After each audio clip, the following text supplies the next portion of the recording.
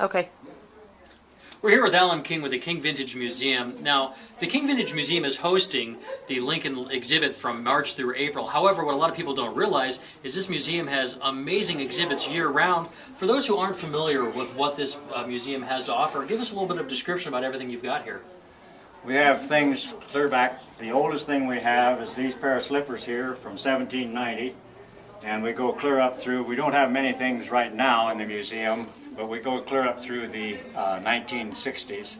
And one of the interesting articles is this bodice that belonged to the granddaughter of Chief Justice John Marshall. The Liberty Bell cracked at his funeral, and it has never been rung since. This bodice was passed down through 5 generations of the family to the 5th generation son, who was in my Barbara's high school class. And when he found out that we were doing vintage clothing shows and possibly having a museum someday, he said, "My sons, I have 2 sons, and they're neither one interested in it. And I would rather have people see it than have it hanging in my closet." So that's the way we got that. This dress over here was worn in 1859 at a wedding, and the niece of the lady that wore it was the one that gave that to us. And she said she was going to sell it, and she said, well, we told her we couldn't anywhere near pay the price for it. And she said, well, could you give me $75? And we said, well, you shouldn't sell it for that. And she said, well, I'm not really interested in the money, but I'd like to see it preserved. And so she said yes, she would take the $75, which that dress has been appraised for around $700 now. So those type of things. And then down here in the bottom is a hat from the lady whose father owned all the land where Sun Valley, Idaho is now. She married a lumberman and never had any children, so she taught the Indian children in the area there.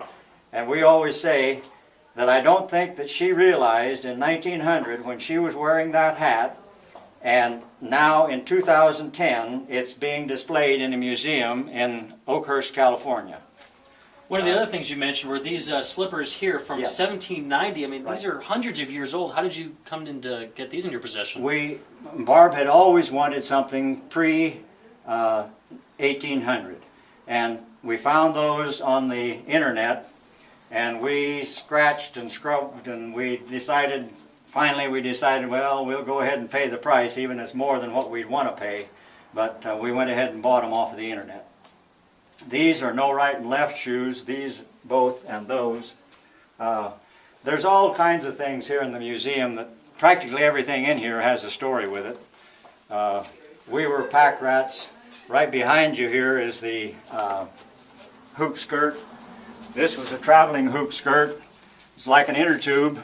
You could let the air out of it and pack it in your suitcase and travel, and when you got there you could blow it back up again so that it would make a hoop on a dress like this, but you wouldn't have to pack the big hoop in your suitcase to travel.